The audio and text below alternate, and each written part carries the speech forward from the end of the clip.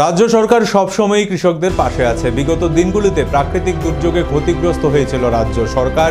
ঘূর্ণিঝড় আক্রান্ত কৃষকদের আর্থিক সহায়তা করার ঘোষণা করেছিল, যাতে কৃষকরা তাদের ক্ষতি পুষিয়ে নিতে সক্ষম হয়। বৃহস্পতিবার বিকেলে জিরানিয়ার অগ্নিবীণা হলঘরে আয়োজিত একটি অনুষ্ঠানে উপস্থিত থেকে ত্রিপুরা সরকারের কৃষি ও কৃষক কল্যাণ দপ্তরের তরফ থেকে ঘূর্ণিঝড় মিথিলির প্রভাবে ক্ষতিগ্রস্ত কৃষক বন্ধুদের হাতে আর্থিক সহায়তা হিসাবে নগদ অর্থ রাশি তুলে দিলেন খাদ্যমন্ত্রী সুশান্ত চৌধুরী। এই অর্থরাশি প্রদান উপলক্ষে আয়োজিত অনুষ্ঠানে খাদ্য দপ্তরের মন্ত্রী সুশান্ত চৌধুরী বলেন, মিথিলির প্রভাবে ক্ষতিগ্রস্ত ৭৮,০০০ কৃষককে নগদ আর্থিক ক্ষতিপূরণ দেওয়া হচ্ছে। জিরানিয়ার মহকুমায় ৫৯৮ জন কৃষক ক্ষতিপূরণ পাবেন। কৃষি দপ্তর থেকে তোরা ক্ষতিপূরণ পাচ্ছেন। জিরানিয়ার ক্ষতিপূরণের জন্য বরাদ্দ করা হয়েছে ১৮,৮৭,০০০ টাকা। অপরদিকে জিরানিয়ার হর্টিলেজার বিভাগে যারা ক্ষতিগ্রস্ত হয়েছেন, অর্থাৎ ফুল চাষী, সবজি চাষী, তাদের সংখ্যা রয়েছে ২০২ জন। তাদেরকে ক্ষতিপূরণ হিসাবে দেওয়া হচ্ছে ৭,৬৫,০০০ টাকা। তিনি বলেন, রাজ্য সরকার কৃষকদের পাশে সব সময় রয়েছে। ফসল উৎপাদনে তাদেরকে বিভিন্ন ধরনের সহায়তা দেওয়া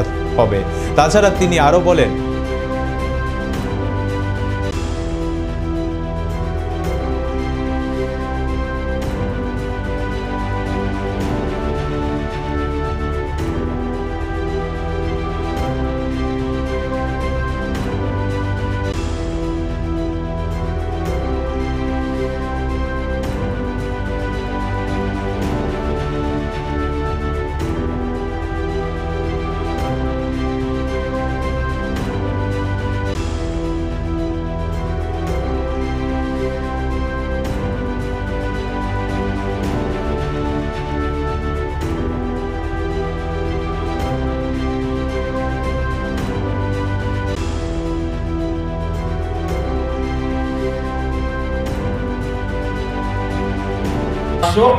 জন, অর্থাৎ সারা রাজ্যে ৭৮,০০০-এর উপর সংখ্যা কৃষক বেনিফিট পাবে।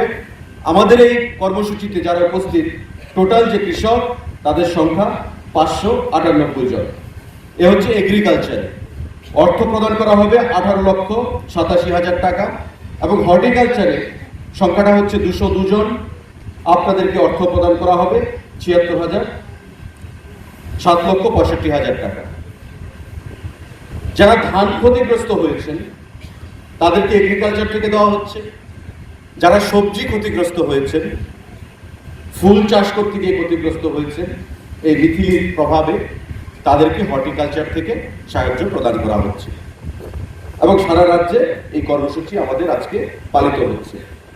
তো আমি রাজ্যের মাননীয় মুখ্যমন্ত্রী, মাননীয় কৃষিমন্ত্রীকে ধন্যবাদ জানাচ্ছি, এই মহকুমাবাসীর তরফ থেকে, আমার ব্যক্তিগত তরফ থেকে,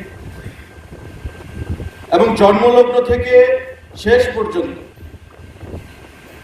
একটা কৃষক ধান চাষ করবে, কি করতে হবে?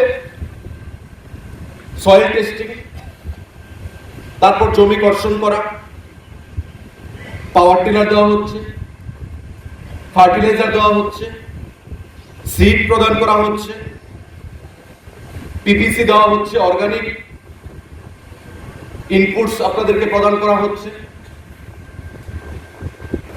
রক্ষা করার জন্য ফসল বীমা যোজনা রয়েছে। তারপর যখন ফসল আপনার হারভেস্টিং হবে, চাষের পর ধান যখন পাকবে মাঠে, এই পাকা ফসল ঘরে তুলবেন, হারভেস্টিং করবেন, তার জন্য আপনাদেরকে ট্রান্সপ্ল্যান্টার দেওয়া হচ্ছে। এবং পাকা ফসল ঘরে নেওয়ার পর যাতে কোনো কৃষককে বসে থাকতে না হয়, সরকার খাদ্য দপ্তর আপনাদের কাছ থেকে ধান ক্রয় করছে। প্যাডি প্রকিউরমেন্ট, এবং আজ পর্যন্ত সারা রাজ্যে এবারকার যে খারিফ সিজনে প্রায় ১৫,০০০ এমটি, আমাদের যে লক্ষ্যমাত্রা ছিল ১৫,০০০ মেট্রিক টন ধান আমরা এবার ক্রয় করব, প্রায় আমরা তার কাছে, লক্ষ্যের কাছে পৌঁছে গেছি।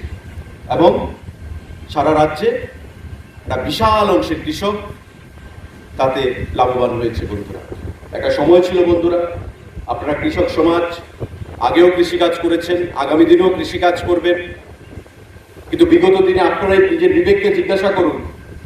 একটা সময় ছিল যখন কৃষকদের কাছ থেকে সহায়ক মূল্যে ধান ক্রয় করতে হবে, রাস্তাতে স্লোগান তোলা হতো, আর ঝান্ডা হাতে দিয়ে মানুষকে রাস্তায় নামিয়ে দেওয়া হতো। কি বলতেন?